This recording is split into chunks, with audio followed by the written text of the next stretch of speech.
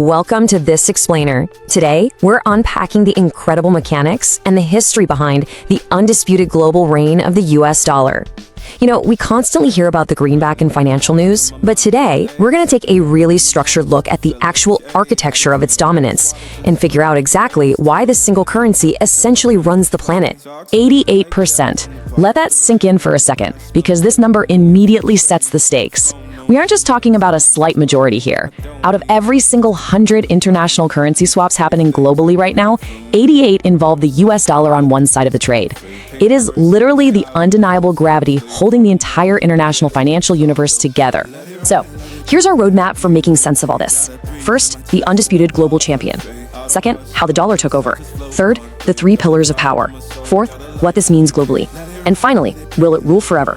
Let's dive in. Section 1, the undisputed global champion, the baseline of dominance.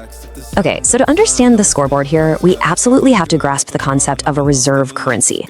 Basically, this is a foreign currency held in massive quantities by central banks to facilitate trade, make investments, and protect against financial instability. And this completely explains why foreign nations stockpile dollars like essential emergency rations.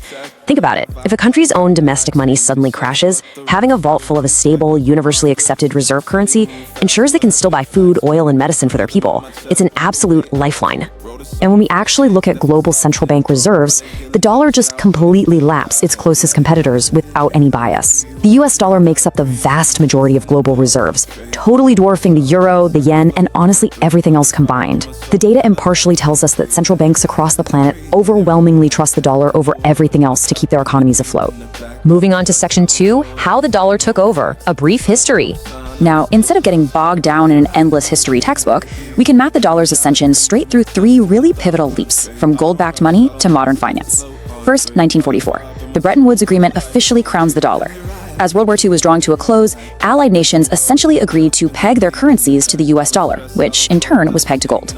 It made the dollar the ultimate financial anchor. Then, 1971, the US formally ends the gold standard. The dollar became a fiat currency, meaning it was no longer backed by physical gold, but simply by the trust and credit of the US government. Fast forward to the present day, looking ahead to 2026, and we see the deeply entrenched dominance of this modern fiat system still going strong. All right, Section 3, the three pillars of power. Let's get into the mechanics of this dominance. So, what's actually under the hood? Well, there are three massive functions keeping the dollar on top. Pillar 1 is global trade, where the dollar acts as the universal pricing standard. Pillar 2 is central bank reserves, serving as that global economic safety net we just examined. And Pillar 3 is international debt, functioning as the primary currency in which the world borrows.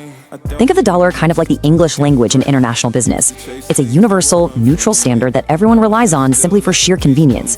For example, if a company in Brazil wants to buy machinery from South Korea, they don't really bother swapping reals for won. They both just use the dollar because it dramatically lowers transaction costs and friction. It's just easier for everybody. When you pair that reserve data we discussed earlier with daily transaction volumes, the mechanical power gap is just undeniable. The dollar's daily volume absolutely towers over the euro, which is its next closest competitor. This isn't a tight race, folks. It is a clear testament to exactly why those three pillars hold so much weight. The sheer volume of daily global reliance on the dollar is just astounding. And to fully grasp this architecture, we absolutely have to talk about the petrodollar. This is a system where international oil exports are priced and traded exclusively in US dollars, which embeds the currency directly into global energy. This specific concept is absolutely vital to our investigation. Why? Because tying the world's most critical energy resource directly to the dollar practically locked in its necessity. If a country needs oil to run its cities, well, it needs dollars to buy that oil. It is a brilliant mechanical fusion of energy and global finance that ensures the currency is constantly flowing and constantly in demand. Section 4, what this means globally. Let's look at the ripple effects. Now, you might be wondering, is the dollar's strength always a good thing? Well, it's not universally good or bad. It actually creates a highly complex seesaw effect across totally different global economies. When we have a strong dollar, it means cheaper imports for US consumers. You get more bang for your buck at the store.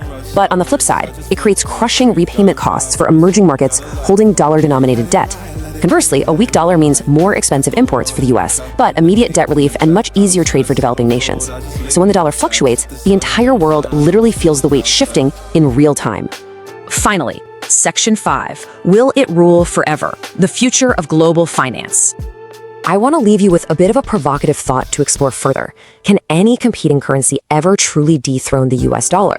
We've seen that insane 88% transaction volume, the structural leaps since the Bretton Woods Agreement, the massive power of the petrodollar, and those three pillars of global finance. But as geopolitical dynamics constantly shift and new trade agreements are formed around the world, we really have to ask ourselves, is the dollar's reign an unbreakable financial rule, or is it just a passing era?